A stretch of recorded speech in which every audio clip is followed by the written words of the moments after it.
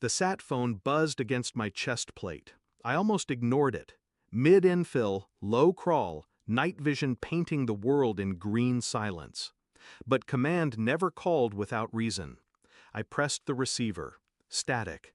Then a woman's voice, clipped, clinical. "We're treating your daughter. Shattered arm. Internal bleeding." A second voice broke through, small, cracked, trembling. "Dad, Mom's boyfriend did this.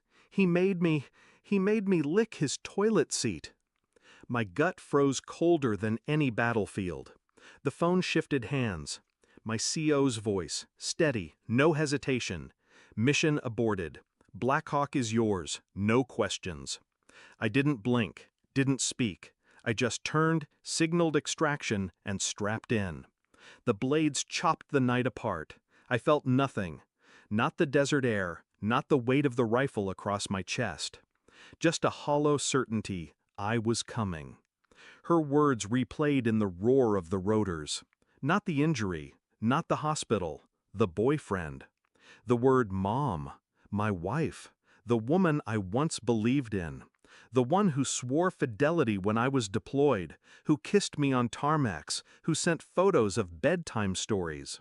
Now the mask slipped. A boyfriend. Not a slip, not a mistake, a fixture. I thought about how she'd laugh on the phone, telling me she missed me. How she'd spend weekends visiting her sister. How my daughter sometimes asked if Mom's friend could stay over. The pieces aligned with surgical cruelty. I had ignored the small alarms. Because it was easier. Because believing the lie was less painful than facing the fracture. Now my daughter lay broken because I chose blindness. The betrayal wasn't just her body in another man's bed. It was my little girl's voice, choking on shame, whispering horrors through a scrambled line. And the one person meant to protect her stood laughing in my place. I landed stateside under cover of dawn. No parade, no reunion, just silence and the smell of jet fuel. I didn't rush to the hospital. Not yet. A soldier doesn't walk blind into a trap.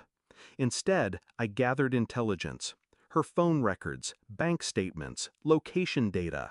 The boyfriend's name surfaced easily. Arrest history, assault charges buried. Debt that vanished the day she co-signed an account. I watched him from a distance, a parasite in civilian clothes. The way he carried himself, entitled, predatory. The way she looked at him, giddy, careless, as if forgetting she was a mother. My daughter's cast was still fresh when I saw them together. Her smile, his hand at her back, like I was already erased. I didn't confront, not yet. I spoke softly to my daughter, listened, gathered every fragment she offered. Each detail drove the blade deeper, but I held steady. Because rage untempered is sloppy, and I had no intention of being sloppy. The hospital released her after a week. She came home with me. But I didn't go back to that house. Instead, I waited, compiled, built the case piece by piece.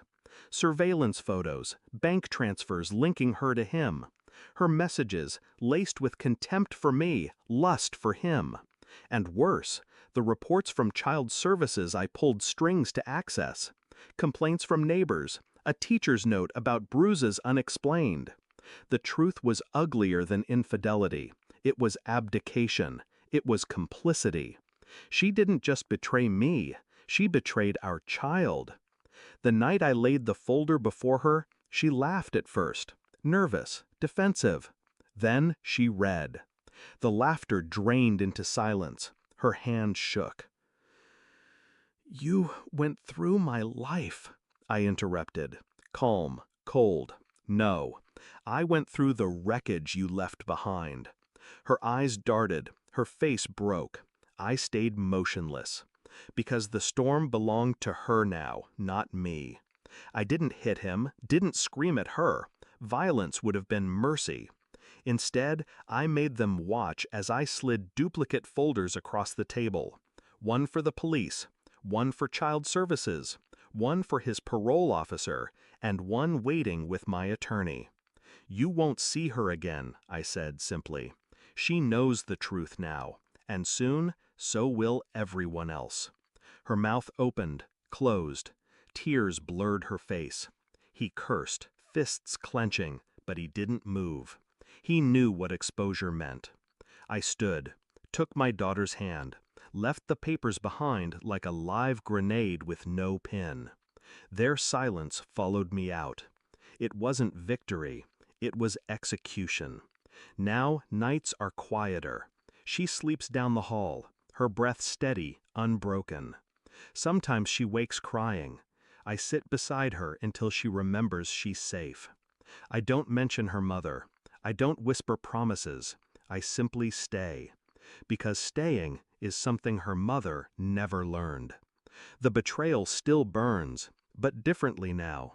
Less fire, more frost. It no longer consumes me. It preserves me. People think revenge is loud, explosive. They're wrong. Revenge is silence. It's absence.